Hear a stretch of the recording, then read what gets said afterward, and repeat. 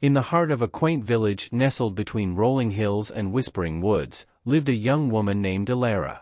She possessed an extraordinary gift, the ability to make sacrifices. But these were no ordinary sacrifices, they held the power to reshape destinies. Allure could give up something precious, and in return, alter the course of events in the lives of others. Her gift was revered and sought after, but like all things of immense power, it came with limitations that cast a shadow over its allure. The village relied on Allure's gift to solve its most pressing dilemmas. She would offer up her possessions, her time, and even her happiness to help those in need. One day, a desperate man named Caleb sought her aid. His farm, once a lush haven, was now plagued by drought, and his family's livelihood was at stake. He begged Allure to sacrifice something to bring rain to his parched land. Allure agreed, understanding the gravity of Caleb's situation. She decided to part with her most cherished possession, a locket that had belonged to her mother. With a heavy heart, she handed it to Caleb and watched as he left, hope rekindled in his eyes. But as the days went by and the locket's magic failed to manifest, Allure began to realize the first limitation of her gift: she could only influence outcomes, not control them entirely. As whispers of the failed rain spell spread, doubt cast its shadow on Allure's reputation. The villagers, once eager to seek her aid, now questioned the reliability of her sacrifices. Allure felt the weight of their skepticism, understanding that she was at the mercy of unpredictable forces beyond her understanding. Her gift was a double-edged sword, capable of altering fates, yet susceptible to the whims of fate itself. Months passed, and the village's faith in Allure waned further. It was then that a traveler named Mara arrived, bearing tales of a distant kingdom where the ruler's son was gravely ill. The kingdom's healers were powerless against the mysterious ailment, and the royal family was in despair. Learning of Allure's gift, Mara implored her to sacrifice her well-being to save the prince's life.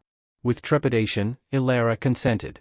She withdrew into solitude, offering her vitality to the universe in hopes of curing the prince. Yet, despite her sacrifice, news reached the village that the prince had perished. Allure had given away a part of herself, only to face the second limitation of her gift: she couldn't change the predetermined course of life and death. The village's doubts deepened, and Allure's heart grew heavy. The limitations of her gift were becoming painfully clear. She realized that while she could offer up tangible things and even pieces of herself, she couldn't control the consequences or the ultimate outcomes.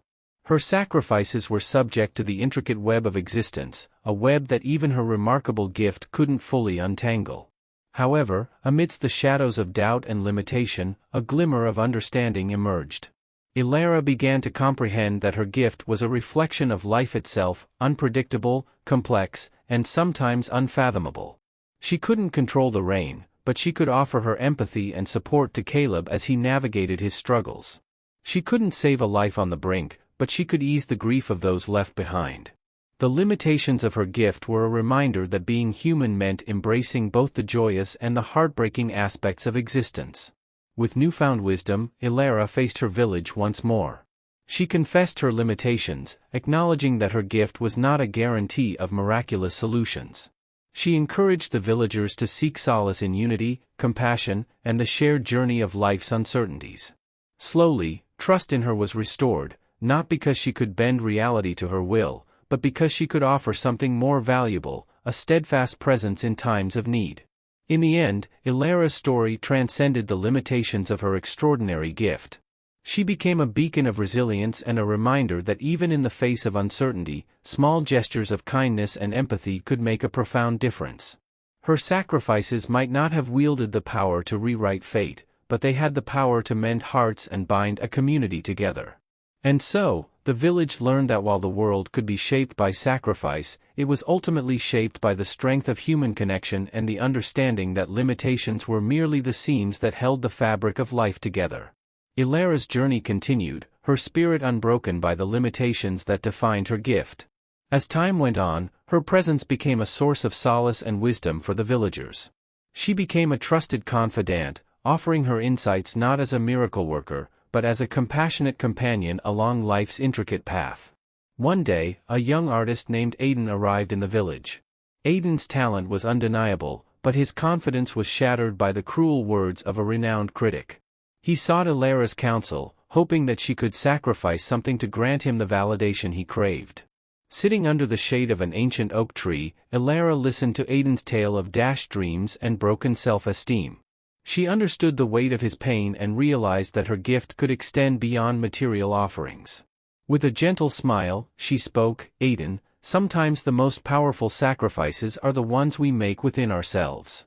Ilara shared stories of her own struggles, of doubt and uncertainty that had tested her faith in her gift. She explained how she had learned to find strength within, even when her abilities fell short of grand expectations. Aiden's eyes brightened as he absorbed her words, realizing that the validation he sought could only come from his own heart. Inspired by Ilara's wisdom, Aiden returned to his easel with newfound determination.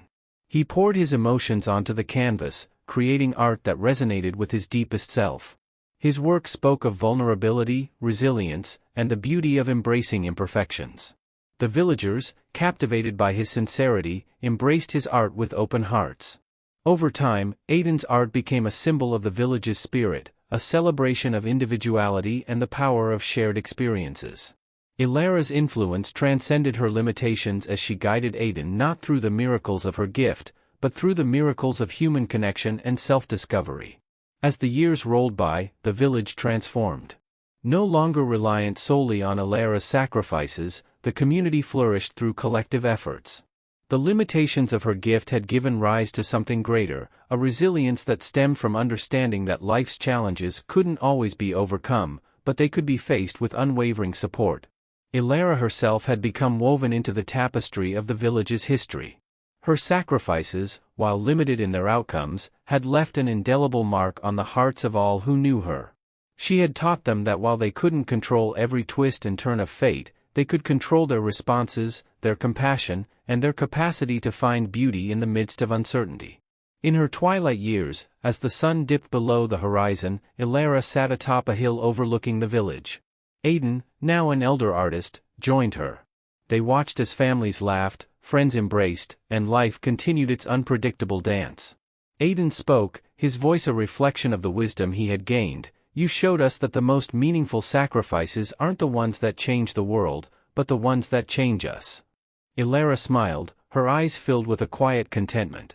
Her journey had been one of discovery, not just of her gift's limitations, but of the limitless potential of the human spirit.